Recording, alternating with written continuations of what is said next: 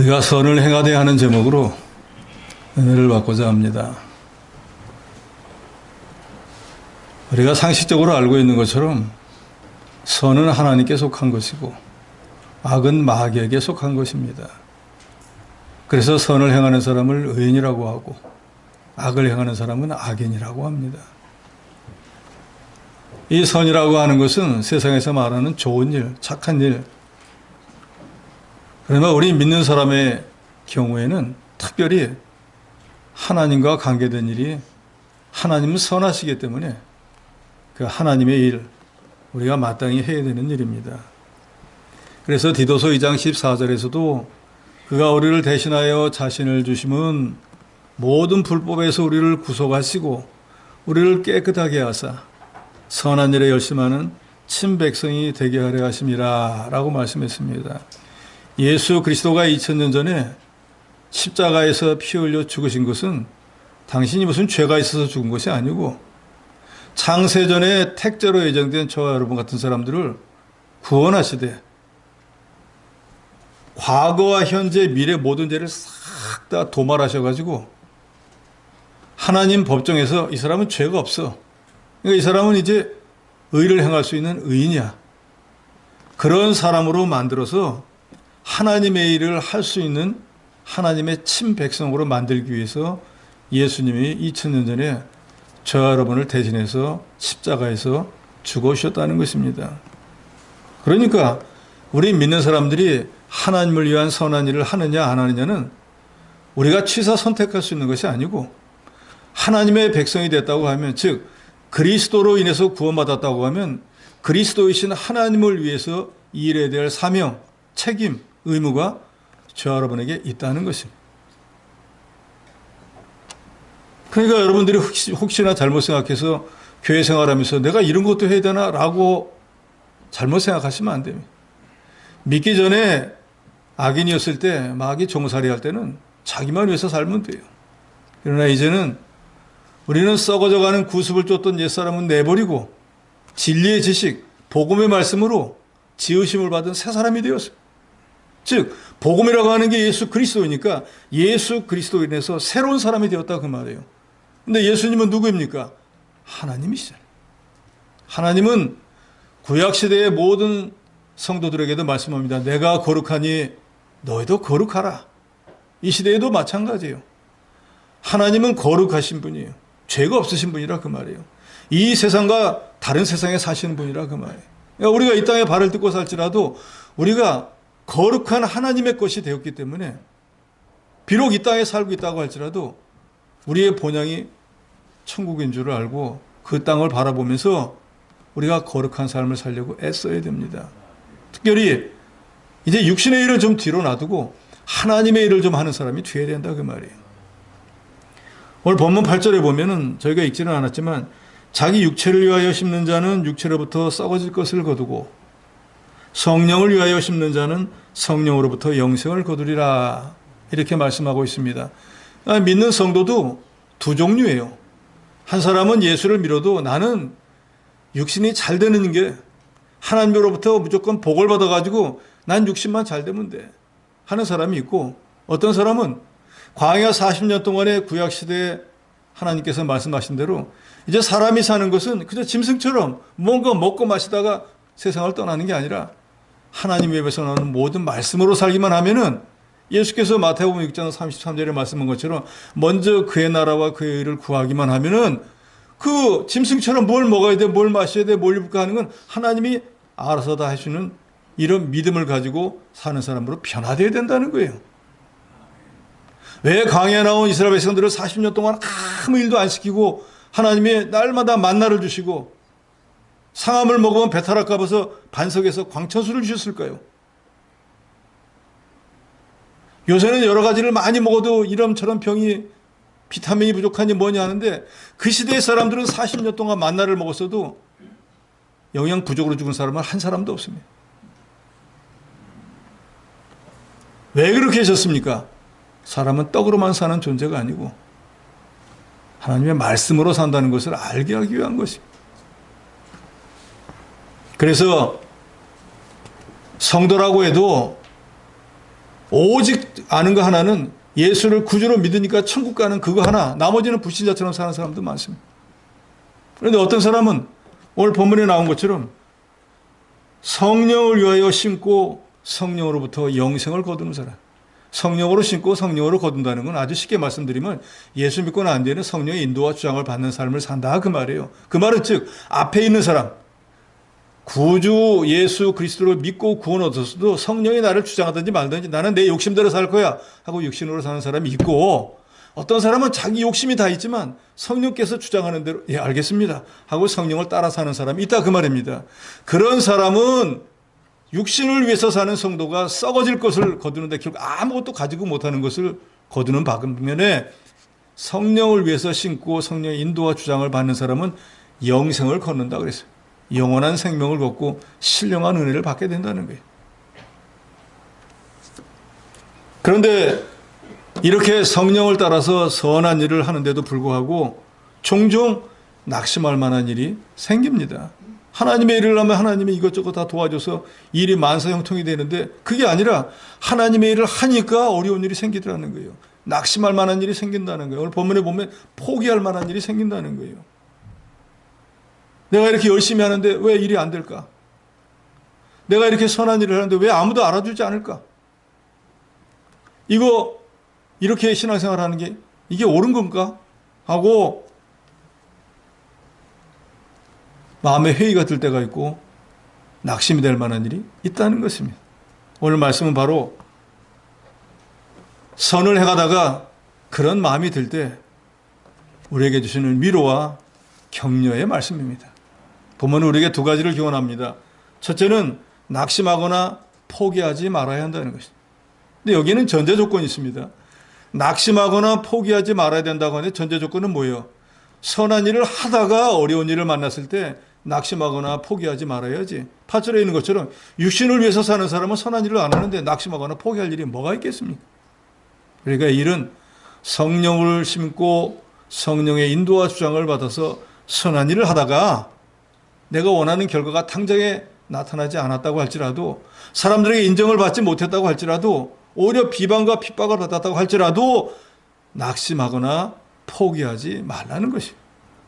바울이 낙심하지 말라라고 특별히 9절에 말한 것은 당시 갈라디아 교회 성도들이 실제로 낙심할 만한 일이 있었고 낙심하는 사람들이 있었다는 거예요. 그러니까 갈라디아 교인들에게 편지를 보내서 낙심하지 말아라 라고 바울이 위로하고 권면하고 있는 것입니다. 오늘날도 우리가 선을 행하다가 하나님의 일을 하다가 낙심하거나 포기하게 되는 이유는 보통은 내가 내 나름대로 선한 일을 했다고 했는데 어떤 결과가 나타나질 않는 거예요. 저도 여러분도 우리 인간적인 한계가 있기 때문에 뭔가를 자기가 계획하고 하다가 그 계획된 시간, 계획된 그 내용 중에 무엇이 이루어지지 않으면 그때 실망합니다. 그런데 만사가 모든 것이 이루어지는 것이 내가 계획하고 내가 마음으로 경영한다고 해서 이루어지는 게 아니에요. 근데 우리는 내가 마음 먹으면 된다고 생각을 하니까 그 마음 먹은 것을 예를 들어 이건 열흘이면 될 거야 했는데 열하루가 돼도 이루어지지 않으니까 실망하는 거예요. 내가 하나님이 아닌데 내가 계획을 세우고 내가 어떤 일을 추진했다고 해서 그 일이 된다는 보장이 어디 있습니까? 이게 우리의 한계이고 우리의 착각인 거예요. 모든 것을 주시는 분은 하나님이지 우리가 주는 게 아닙니다. 저도 자녀를 가진 부모인데 분명히 이 아이가 이런 길을 가면 성공하리라 해서 그 아이에게 이렇게 하라고 해서 그 아이가 말을 듣기도 하지만 안 듣는 경우도 많습니다. 그런데 말 안 들을 때 그 아이를 어떻게 말 듣게 합니까? 우리가 잘 아는 속담처럼 말을 물가로 끌고는 가지만 말이 물 먹기 싫다는데 물 못 먹입니다. 때려 죽여도 안 먹어요. 미물이 말도 말을 안 듣는데 사람이 말 들을 것 같습니까? 내 뜻대로 안 됩니다.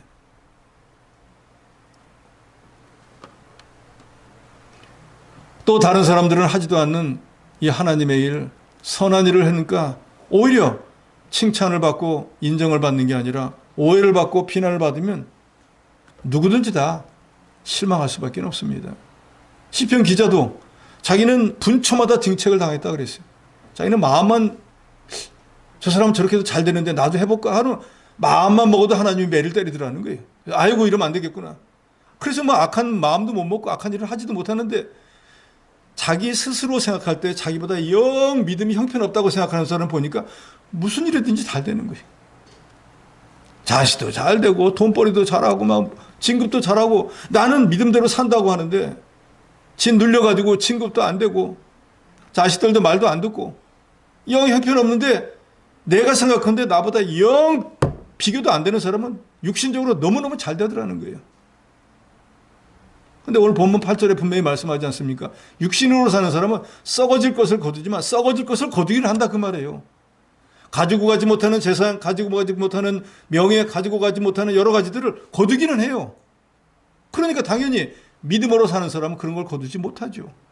그래서 시편 기자가 그것 때문에 고민을 했잖아요. 이렇게 믿는 게 이게 가치가 있는 일일까? 나도 저 사람처럼 신앙을 양보하고 저렇게 사는 게 근데 육신이 편해지고 좋지 않을까? 내가 굳이 나를 닥달을 해가면서 사람들에게 욕을 먹어가면서 내가 이렇게 신앙생활하고 교회생활하는 게 무슨 유익이 있을까?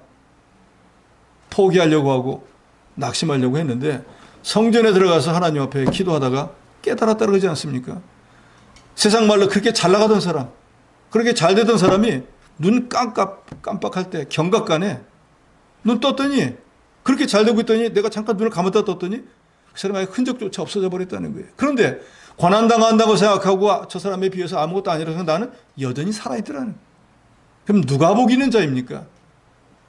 반짝 잘 살다가 흔적도 없이 사라져버린 사람이 복 있는 자입니까? 어려움을 당하지만 여전히 살아있는 내가 복 있는 사람입니까? 여러분들이 해답을 찾으시기 바랍니다. 낙심하는 것은 마귀의 미혹입니다. 선은 하나님의 일이기 때문에 마귀가 제일 싫어하는 게 하나님의 일을 하는 거예요. 마귀가 두루 다니면서 삼킬자를 찾는다고 하는데 왜 삼킬자를 찾습니까? 열심내서 하나님의 일을 하는 사람을 끄잡아들여갖고 일 못하게 하는 거예요. 그게 하나님의 일이 안 되게 될 거 아니에요. 그래야 자기한테 와가지고 자기 종살이 할 거 아닙니까? 원래 저와 여러분 마귀 종살이던 사람들이었는데 예수 그리스도가 강제로 빼앗아가지고 당신의 피를 흘려가지고 마귀로부터 건져낸 사람들이에요. 그러니까 마귀는 우리 성도들을 다시 붙잡아오기를 너무너무 갈구하는 거예요. 근데 그 사람들을 어떻게 붙잡아오겠어요? 예수가 붙잡고 있는 한은 잡아갈 수가 없잖아요. 졸고 잠자고 예수를 부인하는 자들을 우는 사자처럼 달려들어갖고 잡아가서 자기 종으로 삼는 거예요. 돈 많이 벌게 해줄게. 높은 지위에 올라가게 해줄게. 대신 주일 성수하지 마. 12조 생활하지 마. 교회 봉사 이런 거 하지 마. 아예 교회 떠나. 하고 미혹하는 거예요. 낙심이라고 하는 것은 말 그대로 떨어질 낙자에다 마음심이잖아요. 마음이 예를 들어 이쯤 있었는데 낙심하면 뚝 떨어지는 게 그게 낙심이라 그 말이에요. 천성을 바라보고 주님을 향해서 열심히 가던 마음이 갑자기 그런 걸 보고 땅바닥으로 뚝 떨어져 버린다 그 말이에요. 원하는 일이 이루어지지 않을 때 우리는 포기하고 우리는 더 이상 하기 싫어하는 그런 마음을 갖게 됩니다.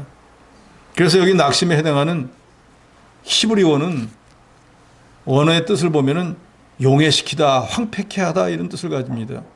그러니까 마음이 황폐하게 돼버리는 거예요. 낙심이라는 게. 그러니까 마음이 다 흩어져 버렸으니까 무슨 일을 하겠어요. 뭐 예수를 위해서 교회를 위해서 그게 나하고 뭐 상관이야. 천국에 부활을 쌓으면 어쩔 것이야. 하고 마음을 다 살랑시켜버리는 거예요. 신약 성경의 헬라어로는 카코스라고 하는데 무가치한 해로운 뜻을 갖습니다. 그러니까 낙심하면은 죄일이 다 해롭게 여기는 거예요. 이거 해봤자 소용없다. 이런 마음이 들게 만드는 거예요. 그러니까 낙심은 우리 성도의 마음과 몸을 황폐케 하고 우리 인생에 하나도 도움이 되지 않는 무가치한 것이기 때문에 낙심한다는 것은 하나님의 주권을 믿지 않는 불신앙이고 마귀의 미혹이라는 것을 여러분 믿으시기 바랍니다. 그러니까 내가 뭔가 이거 마음에 낙심하려고 하는 마음이 들면 이게 지금 마귀가 나한테 들어와서 주님을 따라가서 복 받는 자리에서 나를 복 못 받게 끄잡아 데리나 보다 하고 정신 차리셔야 됩니다. 민수기 14장 1절로 4절에 보면은 12명의 정탐꾼이 가나안 땅을 정복하고 온 뒤에 10명의 정탐꾼들이 자기 생각대로 보고를 합니다. 이미 가나안 땅을 정복하기 이전에 하나님께서는 이스라엘 백성들에게 내가 너희 조상에게 약속한 그 땅을 주리라. 하나님이 주신다 그랬어요. 모세가 준다는 게 아닙니다. 모세를 통해서 하나님께서 내가 너희 조상 아브라함에게 주리라고 한 땅을 너에게 줄게. 하나님의 약속인 거예요. 그러니까 이 하나님의 약속은 이루어질까요? 이루어지지 않을까요? 하나님 말씀은 그대로 이루어져요. 모세가 아니라고 해도 하나님이 말씀하신 건 이루어지는 거예요. 그런데 이 10명의 정탐꾼은 분명히 그것이 하나님 말씀인 줄 알면서 정탐을 하고 와서 보니까 이렇게 보고를 합니다. 분명히 거기는 젖과 꿀이 흐르는 땅이 맞더라. 우리가 가지고 온 이 포도를 봐라. 애굽에서는 보지 못하는 이 엄청난 크기의 포도, 젖과 꿀이 있는 땅은 맞다. 그런데 그 땅에는 장대한 아낙 자손이 살고 있더라. 그 사람과 우리를 비교해 보면은 우리는 마치 메뚜기밖에는 안 된다. 그 말은 그 사람들과 싸워서 우리는 백전백패다. 그래서 모세를 통해 가지고 하나님이 그 땅을 주신다고는 말씀했지만 우리가 직접 가서 보니까 하나님이 우리를 죽이려고 이 가나안 땅으로 인도를 했더라. 그러니까 우리는 들어가면 다 죽으니까 들어가지 말고 하나님이 아무리 가나안 땅을 주신다고 하더라도 그건 하나님의 말씀이고 우리는 가지 말고 이 모세가 인도자니까 이 사람 있으면 계속 가나안 땅으로 가자고 하니까 이 사람을 죽이고 다른 인도자를 세워서 우리 원래 종살이던 애굽으로 가서 거기서 그냥 바로 섬기면서 채찍 맞아가면서 그래도 밥 3끼는 주니까 이렇게 사는 게 더 좋겠다라고 하면서 밤새도록 곡을 했다 그랬어요. 곡은 왜 합니까? 죽었을 때 하는 거 아니에요. 근데 지금 아무 일도 안 일어나는데 자기들이 이미 죽은 것 같다는 거예요. 그 아낙 자손과 싸움 우리는 죽은 거니까 죽은 목숨이니까 밤새도록 곡을 했다는 거예요. 그러니까 그 땅을 주시겠다고 한 하나님이 볼 때 그 백성들이 얼마나 안타까운 백성들이 싸워 본지도 않았는데 그 땅 들어가 발도 한번 디뎌보지도 않고 죽는다고 200만이 다 모여가지고 꺼이 울면서 하나님이 세운 인도자는 죽이고 자기들 마음대로 인도자를 세워서 다시 종살이하러 가자는 게. 그렇기 때문에 하나님께서 20세 이상에서 여호수아와 갈렙을 뺀 나머지 불신앙으로 행했던 모든 사람들은 38년 동안 그 광야를 돌다가 다 쓰러져 죽게 했습니다. 결국 그 38년 동안 쓰러져 죽어버린 60만에서 2명 뺐잖아요. 59만 9,998명은 마귀 미혹을 받은 거예요. 그래서 낙심해가지고 그 결과는 뭐예요? 스스로 자기가 죽임을 당하게 되었다는 거예요. 그러니까 여러분 예수 믿다가 뭔가 좀 어려운 일이 있다고 할 때로 절대로 낙심하지 마시기 바랍니다. 낙심하면 어떻게 돼요? 쓰러져 다 죽는 거예요.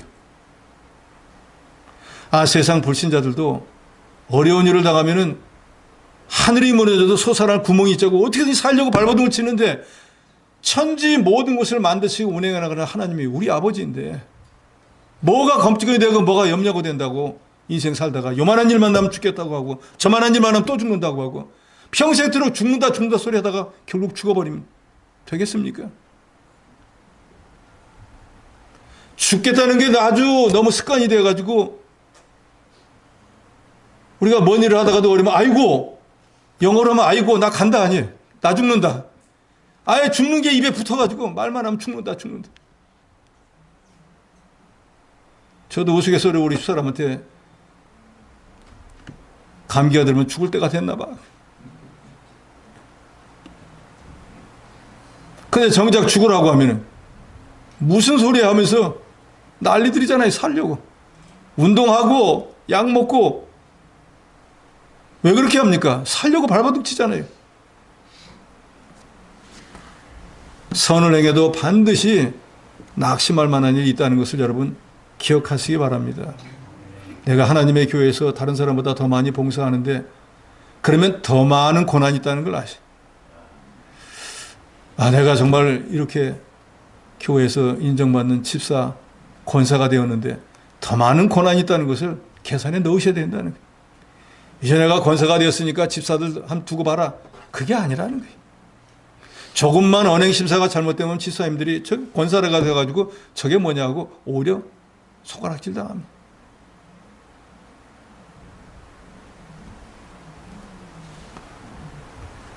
모든 것을 버리고 하나님을 따라간다고 할지라도 모든 것을 버리고 주님을 따라하니까 얼마나 대단한 믿음이에요. 그런데도 불구하고 낙심할 만한 일이 있다는 거예요. 그건 예수께서 마태복음 10장 29절로 30절에 분명히 말씀했습니다.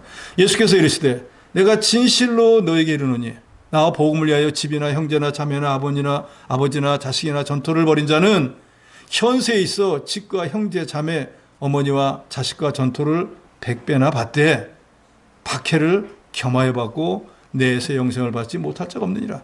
주님을 위해서 모든 걸 다 버렸다고 할지라도 핍박을 받는다는 거예요. 하물며 내가 다 버린 것도 없고 내 몸만 잠깐 나와서 아니면 내가 가진 거 조금 주님 드렸다고 해서 고난이 없으리라. 그런 착각은 하시면 안 됩니다. 사도 바울도 고린도후서 1장 8절로 9절에 보면 아시아에서 극한 환난을 당해서 스스로 생각하는데 아이고 하나님 날 죽으라는구나 하고 사형 선고를 받은 줄로 알았다 그랬어요. 근데 이 사람이 아시아에 왜 갔습니까? 복음 전하기 위해서 갔어요. 주의 일을 하러 갔단 말이에요. 하나님의 중에 제일 중요한 일이 복음 전하는 일이잖아요. 제일 하나님이 기뻐하는 일이잖아요. 그 일을 했는데 마치 바울의 표현을 빌리면 사자의 입속에 들어간 것 같아요. 사자의 입속에 들어갔으면 어떻게 됩니까? 사자가 입만 다물면 그냥 그걸로 끝나는 거예요, 인생이.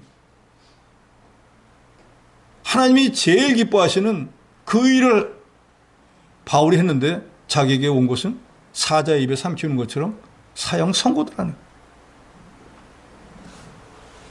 바울은 그때 그것이 자기를 의뢰하지 말고 죽은 자를 다시 살리시는 하나님만 의뢰하기 위한 하나님의 사랑이라는 것을 깨닫고 난 뒤에 사도행전 14장 22절에 보면 에베소의 장로들을 불러놓고 이렇게 얘기합니다.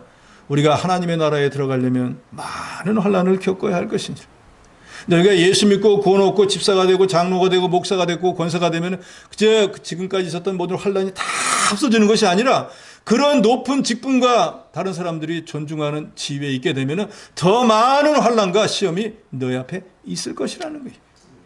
그러잖아요. 평신도 때는 봉사도 안 하고 아무것도 안 하니까 무슨 시험이 있겠어요. 그런데 믿음을 조금씩 인정받아갖고 집사님이 되고 권사님이 되고 장로가 되고 목사가 돼보세요.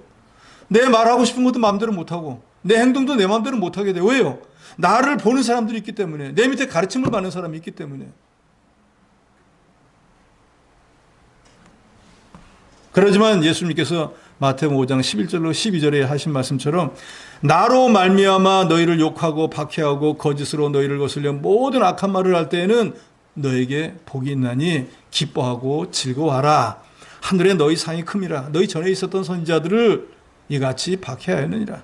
그러니까 우리 앞에 신앙생활을 했던 모든 사람들도 주의 일 하다가 박해를 당하고 모욕을 당하고 또 욕도 받고 여러 가지 환난을 다 당했다는 거예요. 그런 것을 다 통과했기 때문에 하나님께서 큰 상을 주시고 천국에서 인정해 주신다고 말이에요. 이런 것이 없이 저도 여러분도 하나님의 사람으로 만들어지지도 않고 하늘나라에 가면은 인정받을 수도 없습니다. 그러니까 선을 행했다고 해서 낙심할 만한 일이 올 때 아이고 이건 뭐 예수 믿어야 소용이 없네. 괜히 내가 양심 쓰고 올해부터는 봉사하려고 했더니 이거 어려워서 안 되겠다. 포기하고 낙심하지 마시기 바랍니다. 7절에 스스로 속이지 말라. 하나님은 업신여김을 받지 아니하시느니 사람이 무엇으로 심든지 그대로 거두리라 그랬어요. 무엇으로 심든지 그대로 거두는 것은 하나님의 법이에요. 이 세상에도 마찬가지입니다.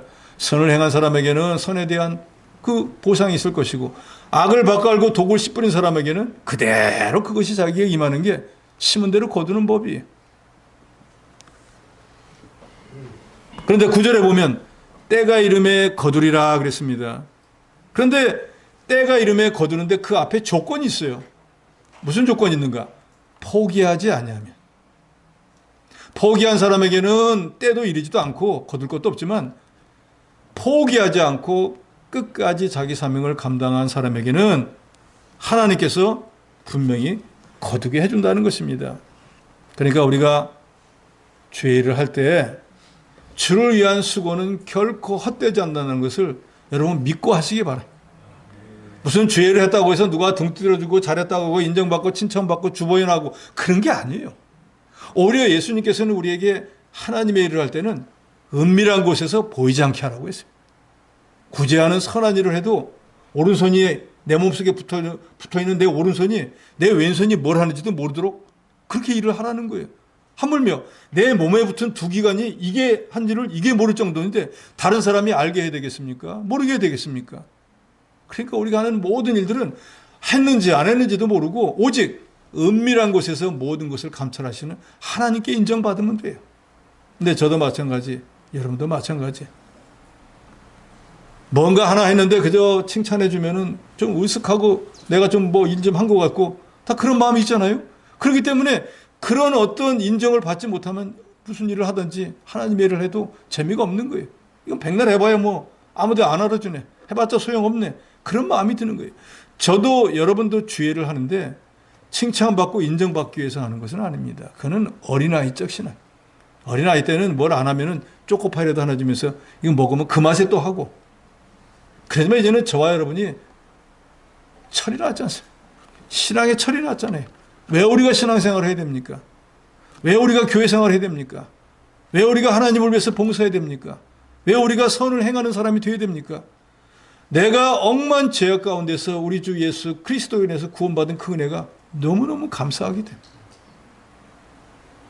나보다 이 세상에는 더 잘나고 나보다 더 뛰어난 사람들이 셀 수 없이 많은데 그 사람들은 하나님이 택해주지 않았고 지금도 육신을 위해서 살다가 지옥을 향해서 가고 있는데 나는 그 사람과 비교하면은 별것도 아닌데도 하나님이 나 같은 것을 택해서 예수가 구주로 믿어지게 하고 이 하나님의 교회에서 여러 가지 은사와 직분을 주어서 주를 위해서 복음을 위해서 하나님 교회를 위해서 성도를 위해서 일하게 해주신 그게 너무 고마워서 내가 가진 물질을 하나님께 드리기도 하고 내가 가진 시간을 하나님께 희생하기도 하고 내가 가진 재능이 있으면 그것을 기부하기도 하고 뭔가 주와 복음과 하나님의 나라를 위해서 내가 가진 것이 내가 구원받았기 때문에 일을 할 수 있기 때문에 하나님의 교회 지체가 되었기 때문에 나를 이렇게 세워주시고 인도하시고 구원해 주시는 하나님을 위해서 일하는 것뿐이지 그 일을 했다고 해서 그걸 인정받으려고 한다고 하면 그거는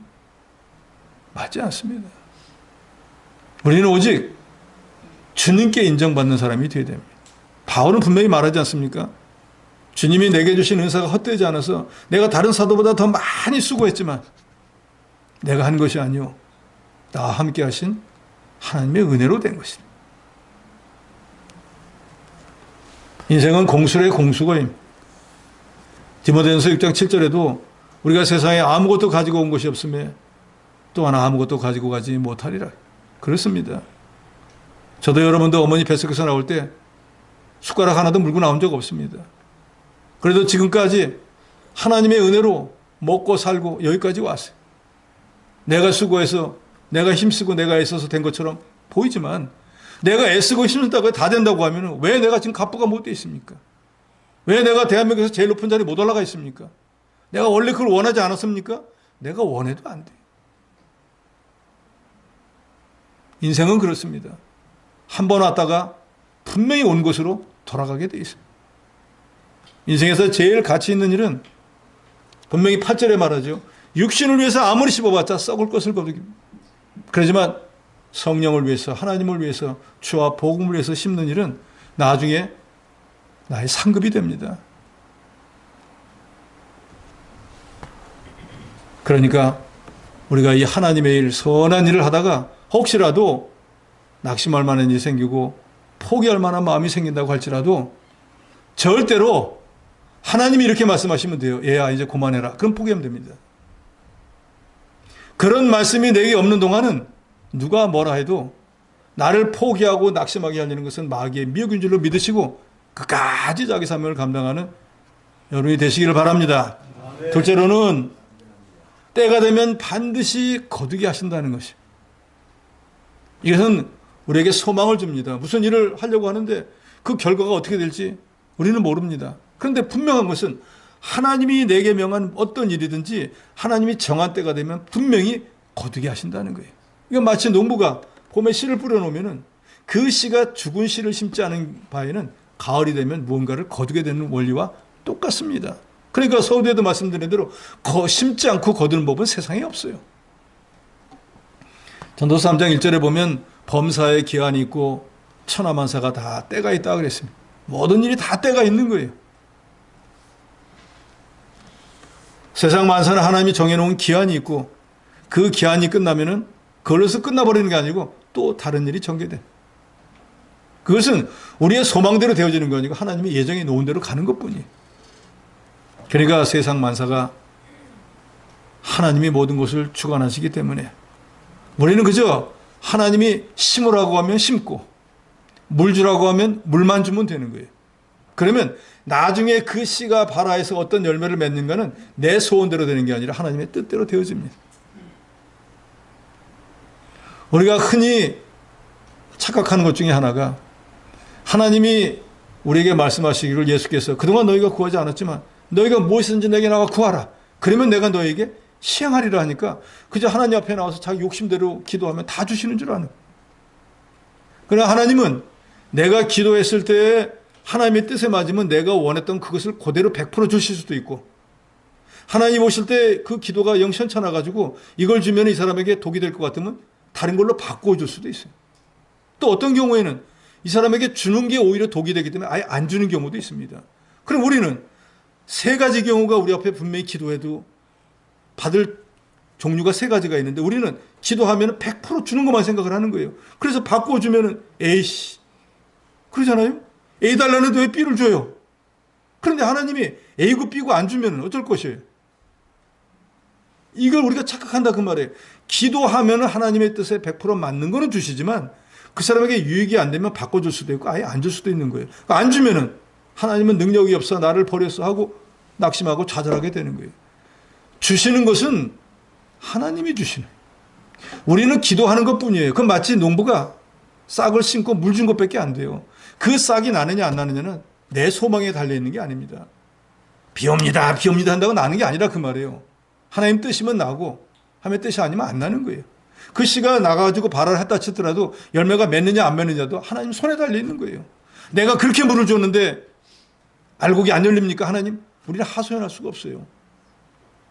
기도는 우리가 했지만 기도의 결과는 하나님 주신다는 거 여러분 분명히 믿으시기 바랍니다. 그러니까 우리가 기도하고 난 뒤에 하나님이 안 주어도 원망해야 될까요? 하지 말아야 될까요? 하나님이 다른 걸 바꿔줄 때 원망해야 됩니까? 하지 말아야 됩니까? 그러니까 우리가 기도하고 최소한 이렇게 생각하시면 돼요. 하나님이 내가 기도했다고 꼭 준다는 보장은 없다. 뭘 해도 주시면 저는 감사합니다. 근데 야고보서에 보면 그런 마음 먹으면 또 안 된다 그랬단 말이에요. 분명히 줄 줄로 믿고 기도하라 그랬단 말이에요.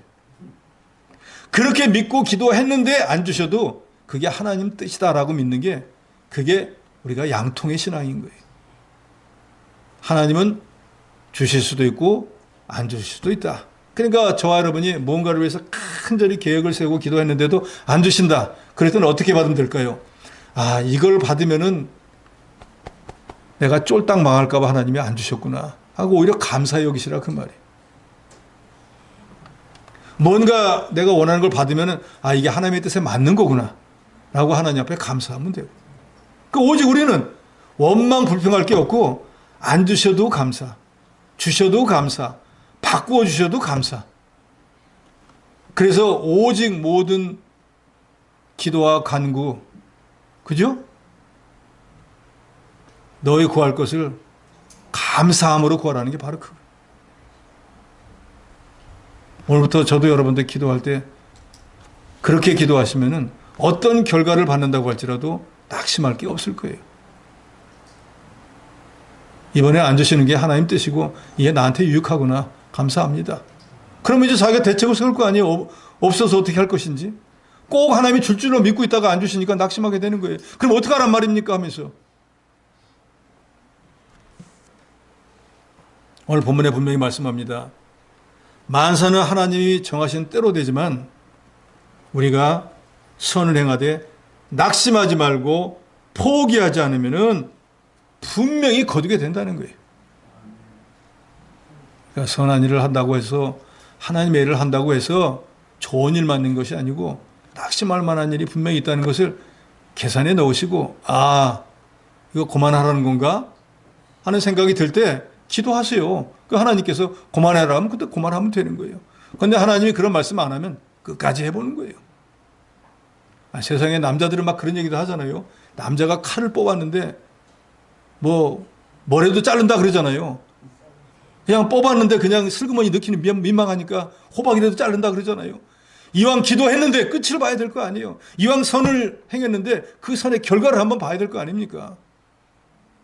용두사미가 돼가지고 시작은 크게 하고 어떻게 끝난지도 모르고 슬그머니 사라져버리는, 자문에도 그런 말씀이 나오죠. 일의 시작보다 끝을 맺는 것이 더 중요하다고 분명히 말씀하지 않습니까? 적수천석이라고 하는 말이 있는데 물방울이 바위를 뚫는다 그런 말이에요. 물방울은 똑똑 떨어지는데 그게 바위를 어떻게 뚫어요? 그 똑똑 떨어지는 물이 바위를 뚫을 수 있는 비결은 딱 한 가지예요. 오랜 세월 똑같이 떨어지는 거예요. 어떨 때는 와장창창 떨어지다가 한동안 쉬었다가 또 떨어지다. 그래서 구멍이 나는 게 아니고 똑같은 속도로 항상 똑 하세월을 하다 보면은 쪼개지지는 않아도 구멍이 난다는 거예요.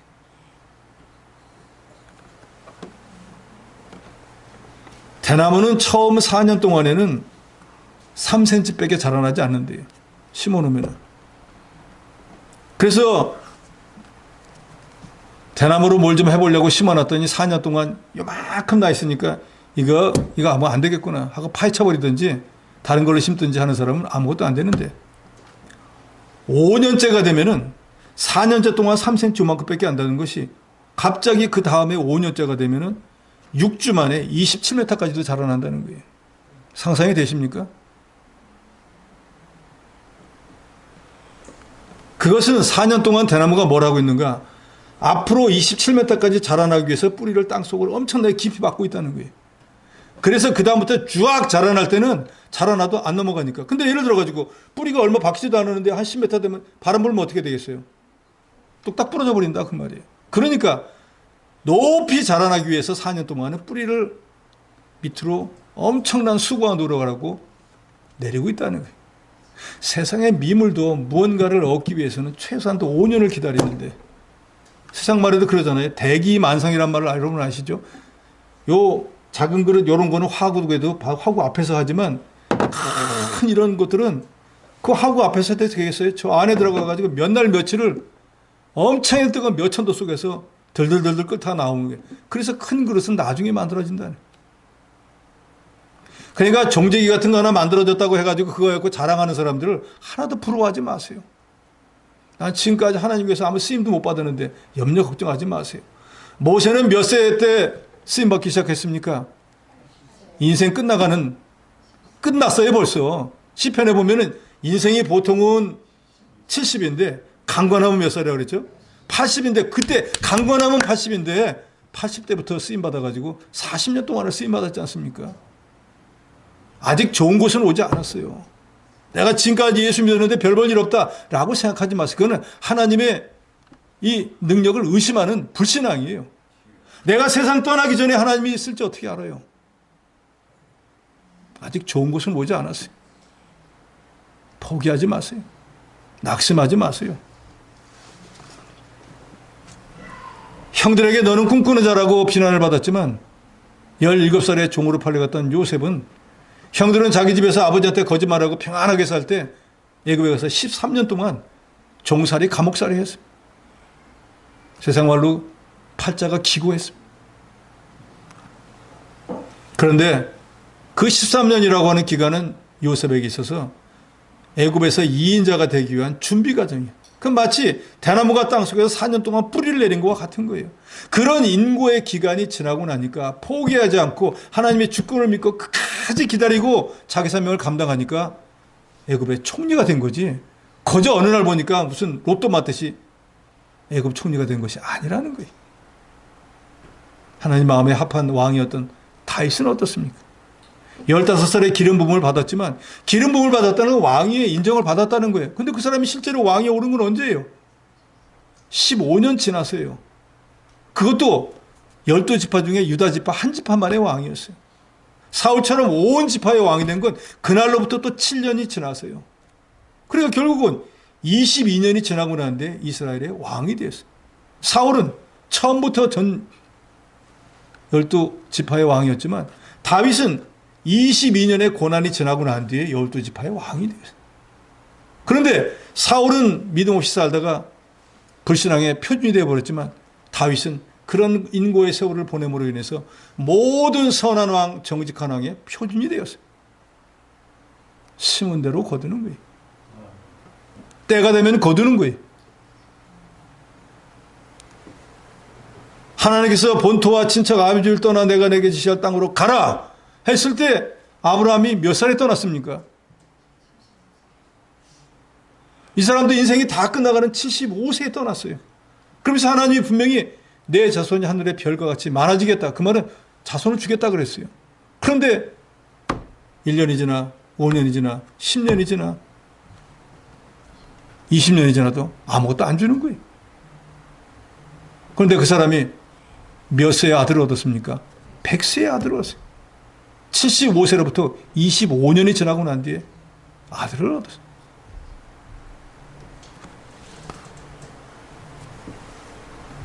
느헤미야가 성벽을 재건하려고 왔더니 주변에 모든 대적들이 달겨들어가지고 반역을 한다고 하면서 이런저런 말로 왕에게 조서를 보내고 방해를 했습니다. 그런데 느헤미야는 그때 우리 하나님이 우리를 위하여 싸우시리라 하는 믿음을 가지고 그까지 포기하지 않고 성을 쌓음으로 인해서 52일 만에 예루살렘 성을 중건할 수 있었습니다. 하나님의 일은 결코 실패라는 게 없습니다. 내가 보기에는 하찮은 것처럼 보이는 것도 하나님이 그 내게 맡기신 일을 내가 포기하지 않고 끝까지 행하기만 하면 분명히 어떤 결과를 얻게 하신다는 거예요.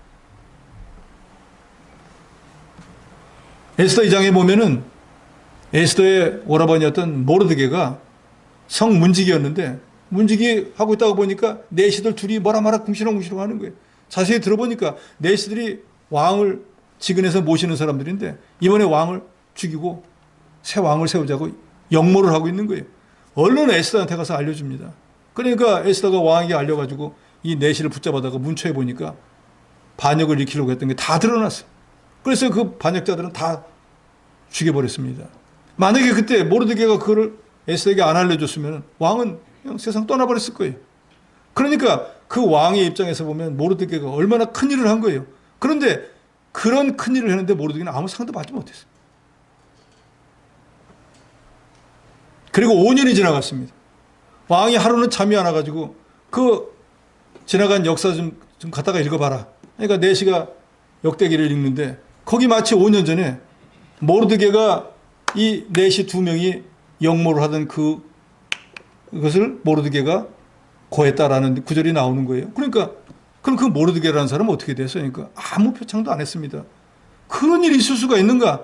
당장 그 표창을 해야지 해가지고 모르드게를 높여서 얼마 후에 보면 총리가 되지 않습니까?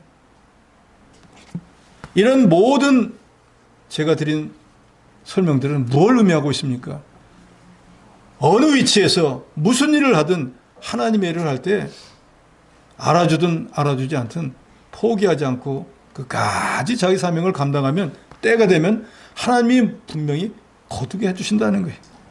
우리는 당장 내가 세우는 어떤 일이 되지 않는다고 해서 아이 그만하겠다 하봤자 소용없다 낙심하고 포기하는데 하나님은 오늘 우리에게 말씀합니다. 하나님이 저 여러분을 몰라서 구원하셨겠습니까? 몰라서 성천교에 심으셨겠습니까? 몰라서 이런 직분과 저런 은사를 주셨겠습니까? 다 알고 계셔요.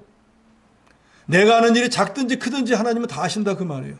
그러니까 그저 내가 해야 되는 일은 씨를 뿌리라고 하면 뿌리고 물을 주라고 하면 물만 주면 되는 거예요. 이 씨가 자라나서 어떤 열매를 맺을까 관심 두지도 마세요. 이 열매가 맺고 나면 나한테 얼마가 돌아올까 그런 것도 마음 두지 마세요. 그저 나는 주께서 심으라고 했으니까 심습니다.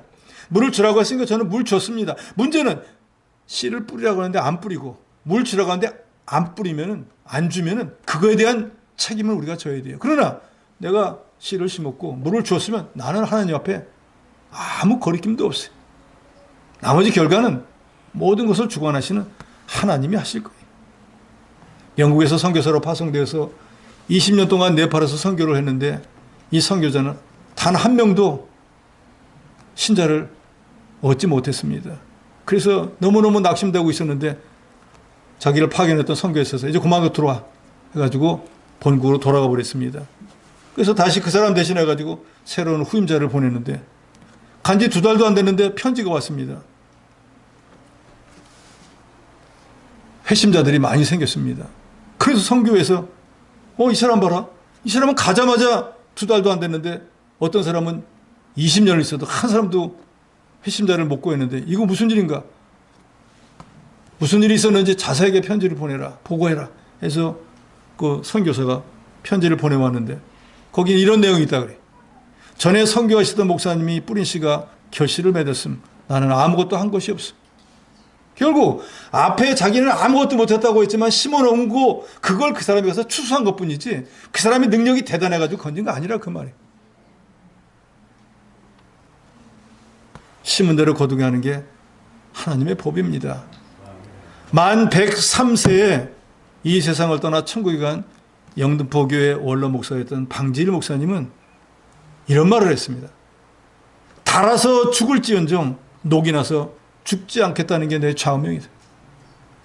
이 일하라 그러면 이 핑계대고 저 일하라 그러면 저 핑계대고 이 몸 아껴가지고 놀러가고 육신을 잘하는 데는 쓰면서 죄일은 이 핑계 저 핑계 안 하지.